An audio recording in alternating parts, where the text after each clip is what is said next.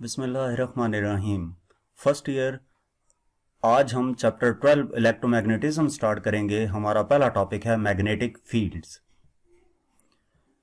Magnetic field क्या है? Magnetic field किसी भी मैग्नेट के अक्रॉस वो रीजन या वो स्पेस होती है जिसमें अगर किसी कंपास नीडल को रखा जाए तो वो डिफ्लेक्ट करती है, यानी कि वो कंपास नीडल अपनी पोजीशन चेंज कर देती है।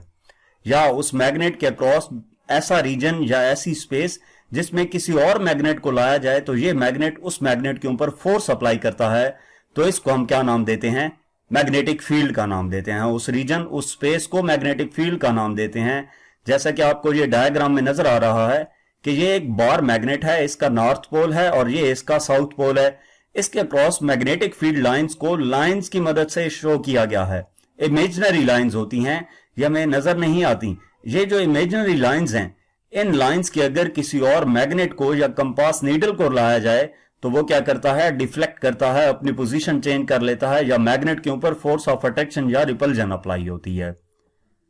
तो इस रीजन को, इस स्पेस को हम मैग्नेटिक फील्ड का नाम देते हैं। मजीद इस तरह के लेक्चर्स के लिए हमारा चैनल सब्सक्राइब करें।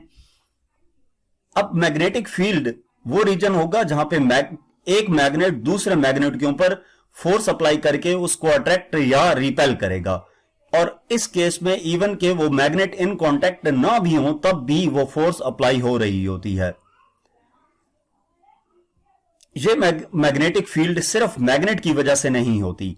ये मैग्नेटिक फील्ड उस वक्त भी मौजूद होती है जब एक वायर या कंडक्टर में से करंट गुजारा जाता है, तो उस वायर या कंडक्टर के अक्रॉस मैग्नेटिक फील्ड क्रिएट हो जाती है। ये कैसे होती है ये भी हम आगे जाकर पढ़ेंगे। और अगर कोई चार्ज मूव कर रहा है तो चार्ज की मूवमेंट की वजह से, उसकी मोशन की वजह से भी मैग्नेटिक फील्ड क्रिएट हो जाती है। ठीक है, स्टैटिक चार्ज की वजह से इलेक्ट्रिक फील्ड होती है, जबकि चार्ज मूव कर रहा हो तो मैग्नेटिक फील्ड होती है। तो यहां पे भी जब करंट मूव कर रहा था, वायर में से करंट फ्लो कर रहा है, यानी कि इलेक्ट्रॉन्स फ्लो कर रहे हैं, तो इलेक्ट्रॉन चार्ज है, चार्ज फ्लो करने से उसके अक्रॉस मैग्नेटिक फील्ड क्रिएट हो गई थी। तो मैग्नेट की वजह से मैग्नेटिक फील्ड मौजूद होती है। वायर में से करंट गुजरे तो उसके गिर्द मैग्नेटिक फील्ड क्रिएट हो जाती है। और जब कोई चार्ज मूव कर रहा हो तो उसके अक्रॉस भी मैग्नेटिक फील्ड क्रिएट हो जाती है। इस डायग्राम में जो ब्लैक वायर है वो डायरेक्शन ऑफ मूविंग चार्ज है, और ये जो ब्लू सर्कल्स बने गए हैं ये हमारे पास मैग्नेटिक फील्ड है, और इसमें ये जो एरोज हैं वो उस मैग्नेटिक फील्ड की डायरेक्शन को इंडिकेट कर रहे हैं। अब ये आप इस एनिमेशन में देख सकते हैं कि जब एक मैग्नेट के नजदीक दूसरा मैग्नेट लाया जाए और ऑपोजिट पोल्स हो तो वो एक दूसरे को अटैक करते हैं। ठीक है, और ये जो फोर्स होती है ये हमें नॉर्मली अगर हम देखें तो हमारा माइंड इस चीज को एक्सेप्ट नहीं करता कि ऐसी कौन सी फोर्स होती है कि एक मैग्नेट एक ऑब्जेक्ट दूसरे ऑब्जेक्ट के करीब लाया जाए तो उनके दरमियान फोर्स ऑफ अट्रैक्शन या रिपल्जन प्रोड्यूस हो जाए। अब इस चीज को डिफाइन करने के लिए माइकल फैराडे ने इस चीज को एक्सप्लेन किया था। उसने क्या एक्सप्लेन किया कि मैग्नेट के अक्रॉस इमेजिन की कुछ लाइंस, और उन लाइंस को मैग्नेटिक फील्ड का नाम दिया। ये आपको इसमें नजर आ रहा है कि ये मैग्नेट है और इस मैग्नेट के अक्रॉस मैग्नेटिक फील्ड लाइंस को इमेजिन किया है। ये लाइंस की डायरेक्शन कैसे आती है, ये इस तरह से कैसे शेप इख्तियार करती हैं? अगर इस मैग्नेट के अक्रॉस हम किसी कंपास नीडल को रखकर उसकी जो नीडल की मूवमेंट है उसके अक्रॉस हम डॉट्स ड्रॉ करते जाएं और उन डॉट्स को मिलाया जाए तो जिस पॉइंट पे रखेंगे वो इसी तरह की आपको शेप देगा जिस तरह के इस मैग्नेट के अक्रॉस ये शेप आपके पास मौजूद है। तो इस माइकल फैराडे ने ये कहा था कि जो मैग्नेट है उसके अक्रॉस अगर लाइंस को इमेजिन किया जाए तो वो लाइंस क्या कहलाएंगी? Magnetic field कहलाएंगी। और उस मैग्नेटिक फील्ड के अंदर अगर किसी और मैग्नेट को रखा जाएगा तो वो मैग्नेट बेशक इन कांटेक्ट ना भी हो, उस मैग्नेट के ऊपर फोर्स ऑफ अट्रैक्शन या रिपल्जन अप्लाई होगी।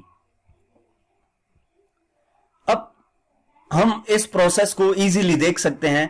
इमेजिनरी लाइंस इमेजिन हमें करनी पड़ती हैं, लेकिन स्टूडेंट्स को समझाने के लिए हम इसको कैसे देख सकते हैं? अगर आयरन फिलिंग्स ली जाएं, आयरन फिलिंग्स क्या हैं? लोहे को काटा जाता है तो लोहे के जर्रात नीचे गिरते हैं। जो जर्रात हैं उनको अगर इकट्ठा किया जाए और उनको एक पेपर के ऊपर बिखेर दिया जाए रैंडमली, और फिर उसके बाद उस पेपर के ऊपर एक बार मैग्नेट रखा जाए, जिस तरह कि आपको यहां पे नजर आ रहा है, तो बार मैग्नेट रखने से जो आयरन फिलिंग्स हैं वो अपने आप को बिल्कुल इसी तरह से तरतीब दे देंगे जिस तरह से आपको मैग्नेटिक फील्ड लाइंस नजर आ रही थी। तो ये मैग्नेटिक फील्ड लाइंस जो थी और आयरन फिलिंग्स की जो अरेंजमेंट है ये ऑलमोस्ट आपको एक जैसी ही नजर आएंगी। नेक्स्ट, मैग्नेटिक फील्ड और इलेक्ट्रिक फील्ड लाइंस के दरमियान डिफरेंस क्या है? इनका मेन जो डिफरेंस है वो हमारे पास ये है कि magnetic field lines closed loop होता है, जबकि इलेक्ट्रिक फील्ड लाइंस के केस में क्लोज्ड लूप नहीं होता। इलेक्ट्रिक फील्ड लाइंस के केस में अगर आप देखें तो electric field lines positive charge से शुरू होकर नेगेटिव चार्ज पर एंड हो जाती हैं, लेकिन मैग्नेटिक फील्ड लाइंस जो हैं वो नॉर्थ से स्टार्ट होकर साउथ पे एंड होती हैं आउटसाइड द मैग्नेट, लेकिन इनसाइड द मैग्नेट वही मैग्नेटिक फील्ड लाइंस साउथ से नॉर्थ की तरफ होती हैं। तो ये हमारे पास प्रॉपर एक क्लोज्ड लूप बनता है। हर एक लाइन एक क्लोज्ड लूप इंडिकेट कर रही होती है। ये किस केस में है? मैग्नेटिक फील्ड के केस में। लेकिन इलेक्ट्रिक फील्ड के केस में इलेक्ट्रिक फील्ड लाइंस पॉजिटिव से स्टार्ट होकर नेगेटिव पर एंड हो जाती हैं, तो वो क्लोज्ड लूप नहीं बनाती। अब इस चीज को मजीद डिफाइन करने के लिए हम कंसिडर करते हैं कि हमारे पास एक बार मैग्नेट है, ठीक है। उस बार मैग्नेट की मैग्नेटिक फील्ड लाइंस भी आपको यहां पर दिखाई गई हैं।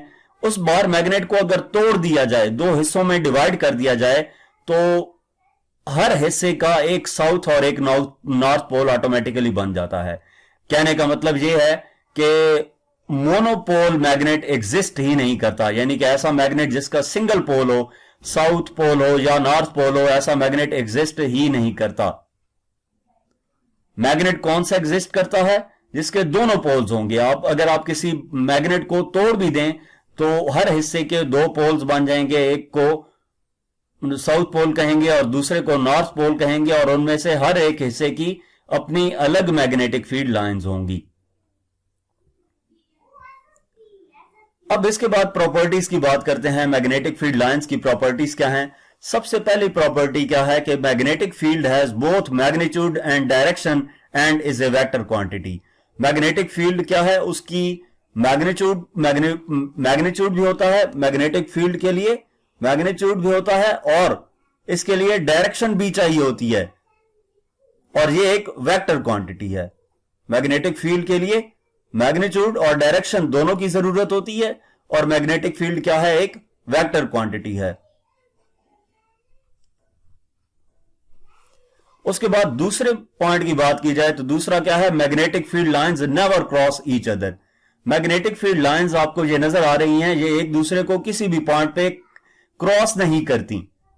हर एक मैग्नेटिक फील्ड लाइन की अपनी एक डायरेक्शन है। उसके बाद तीसरा पॉइंट है, density of the magnetic field lines indicates the strength of magnetic field. Density से क्या मुराद है? कि number of magnetic field lines per unit area, यानी कि एक स्पेसिफिक रीजन में कितनी मैग्नेटिक फील्ड लाइंस मौजूद हैं और उनके दरमियान गैप कितना है। जहां पे मैग्नेटिक फील्ड लाइंस के दरमियान गैप कम होगा वहां पे डेंसिटी ज्यादा होगी और मैग्नेटिक फील्ड स्ट्रांग होगी। जहां पे मैग्नेटिक फील्ड लाइंस के दरमियान गैप ज्यादा होगा वहां पे डेंसिटी कम होगी और वहां पे मैग्नेटिक फील्ड स्ट्रेंथ वीक होगी। गैप कम है मैग्नेटिक फील्ड लाइंस के दरमियान तो मैग्नेटिक फील्ड स्ट्रांग है, और जब गैप ज्यादा है तो मैग्नेटिक फील्ड वीक है। इसी तरह magnetic field lines always have closed loop. Magnetic field lines हमेशा क्लोज्ड लूप बनाती हैं। Magnetic field lines always emerge और start at the north pole and enter at the south pole. Magnetic field lines bar magnet के north pole से start होकर south pole पे and होती हैं। उसके बाद फिफ्थ हमारे पास नंबर है, like magnetic poles repel and unlike poles attract each other. जो लाइक मैग्नेटिक पोल्स होते हैं यानी कि दो नॉर्थ पोल हो तो आपस में रिपेल करेंगे, दो साउथ पोल हो, दो मैग्नेट्स हो और उनके साउथ पोल हैं तो वो आपस में रिपेल करेंगे। लेकिन अगर दो मैग्नेट्स के अपोजिट पोल्स यानी कि एक का साउथ और दूसरे का नॉर्थ पोल करीब लाया जाए, या एक का नॉर्थ पोल और दूसरे का साउथ पोल करीब लाया जाए तो वो एक दूसरे को अट्रैक्ट करेंगे।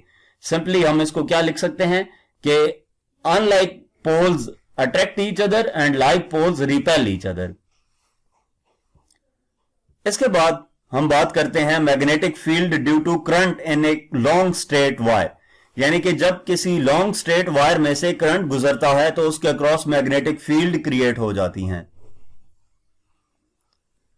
Magnetic field due to current in a long straight wire.